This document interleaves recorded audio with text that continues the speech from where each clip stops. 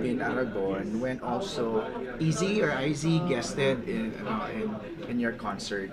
Ano yung reaction mo sa mga naging statements niya about sex bomb, nananamit, and everything? Oo, kay IC wala naman akong masasabi kasi alam niya na mahal ko siya.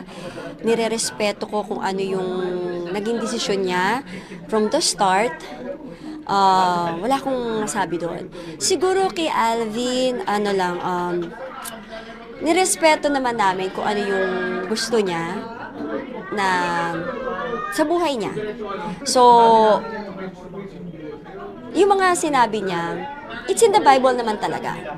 Nasa Biblia yon. Pero siguro, for us, siguro dapat careful tayo sa pagsabi. Kasi hindi naman lahat believers eh. Kung believers man sila, alam mo yan, hindi ganun yung approach sana. Kasi, we are Christians eh. So, kung bilang Christian kasi, lahagi kaming nasasabihan na, oh, Christian kayo, eh bakit ganito, bakit ganyan? So, meron lang, kumbaga parang, meron kasing timing for that, and meron tamang salita kung paano mo siya bibitawan.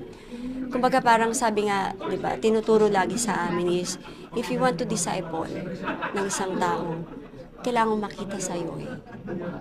Makita sa'yo, and kung paano mo sila i-engage and i-affirm. So siguro sa pagkakataong yon, I don't know kung ano yung pinagdadaanan ni Alvin right now. Actually, sabi nga namin mag-asawa, we want to pray for him. Even our community sa church, pinagpipray namin siya na sabi ko maganda tong platform niya. Napakaganda. Magagamit niya tong platform niya to encourage everyone na buhay si Lord sa buhay natin. Pero siguro in a way na hindi yung papagalitan or parang sasabihin, ikaw mapunta ka dito sa hell. Kasi nasa Bible naman yun eh. Lahat tayo mapupunta sa hell kasi we are all sinners naman talaga. Pero yung paano mo lang binigkas talaga, and pinaka-sad part at masakit na part doon, for us, kaming mga sex bomb, is yung nag-name drop na siya, nadami na yung mga asawa namin. So yun, na parang be careful lang sana doon sa mga bibitawan mong salita. Kasi yung mga asawa namin yan, si Joshua, tagal ng Christian yan, mas nauna pa sa kanya. So, never siyang nag-mock ng ibang tao. Si Lord nga, hindi siya nang husga eh. Yes, nandun si Sodom and Gomorrah, naintindihan ko yun. Pero hindi si Lord naghusga ng tao na parang, uy, ganyan ka, ganyan. Ang ginawa nga ni Lord, tumabi sa mga sinners. Kinausap. In a nice way. Alam mo, hindi ko pwedeng sabihin na, ako si Lord eh. Kasi wala akong butas sa kamay. Si Lord yung ipinako sa krus. Ang gusto ni Lord is love. Magkaisa tayo. Kung merong mali, iayos. Kung ayaw makinig, si Lord na bahala. It's between Lord and yung taong yun. Yung taong yun, alam niya kung ano yung problema sa kanya. Si Lord na bahala. So kaming sex bomb na nagdadamit ng mga sexy at nakikita lahat ng tao. Sumasayaw kami. Gift yun ni Lord eh. Talent niyo. Laging uulitin ko, nung bumalik ako sa sex bomb, nagtanong ako sa isang pastor. Sabi ko, Pastor, magiging masamang tao ba ako pag bumalik ako sa sex bomb? Masama po ba yung ginagawa ko pagsasayaw, ganyan-ganyan?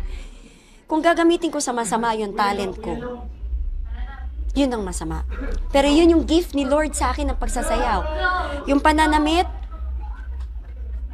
ito yung, tayo eh, nasa Pilipinas tayo, nasa tayo eh. Paano mo ba siya ibibigay? Kasi sa mga tao, sa audience mo, like nga yung, kumbaga sa Broadway, di ba? Matagal na may mga sumasayaw. Even IC, ginawa rin niya yun. Pero mapapaganon ka talaga, ba't yan ang suot? Pero tanda mo, it's a passion. Kung paano mo siya tingnan. Right.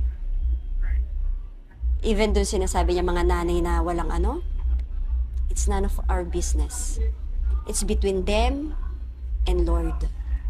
Tsaka, did you try to reach out to IZ when that came out? Yung mga statements niya. Actually, hindi kasi ako mahilig mag-message sa mga kagrupo ko eh. So, pag may problem, doon lang ako mag-message. Pero this time, wala pa, hindi ko pa siya minessage. Kasi masakit pa eh, for me. Kasi, yung dami ni asawa namin. So, parang, teka lang naman.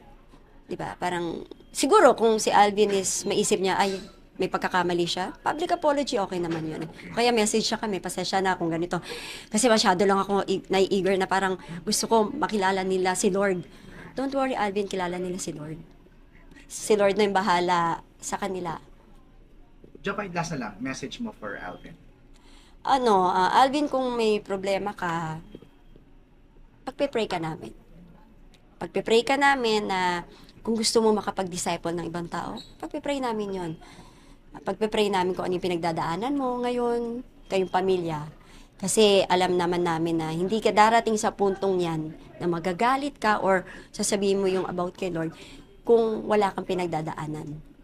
So, lahat, sa mga bashers, let's pray for Alvin na lang din. And syempre, pray for our hearts na rin. Kasi minsan, sa sobrang galit na natin doon sa tao, nawawala na yung yung peace and love dito sa heart natin. Nawawala yung context, nawawala si Lord dahil dun sa nangyari.